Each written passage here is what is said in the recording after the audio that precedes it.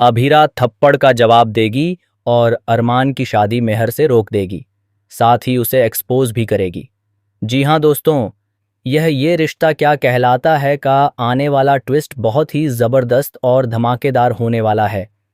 कहानी में आप देख रहे हैं कि यहाँ पर अभीरा ने मेहर को चैलेंज दे दिया है कि वह उसे एक्सपोज करके रहेगी और उसका असली चेहरा अरमान के सामने लाकर ही दम लेगी।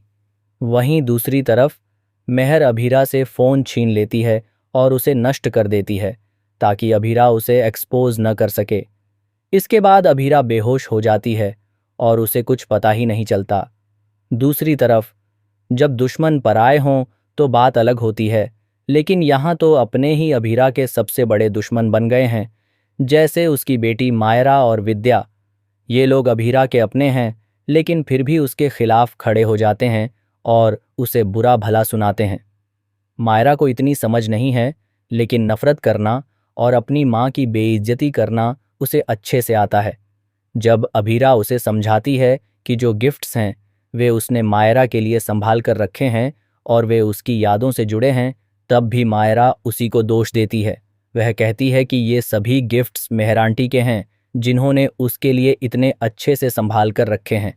यानी कि मायरा अभीरा पर बिल्कुल भी भरोसा नहीं करती।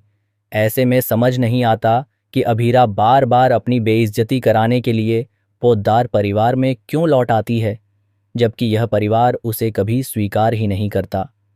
इसी गलती की सज़ा अभीरा को बार बार मिलती है। उसे रोना पड़ता है, तकलीफ सहनी पड़ती है, लेकिन वह इस परिवार का हिस्सा है और अपनी बच्ची और अपने एक्स हस्बैंड को तकलीफ में नहीं देख सकती।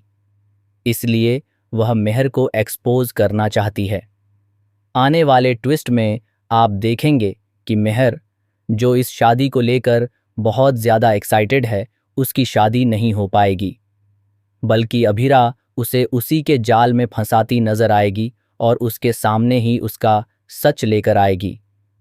वह मेहर को इतना डराएगी कि वह खुद ही अपने गुनाह कबूल कर लेगी।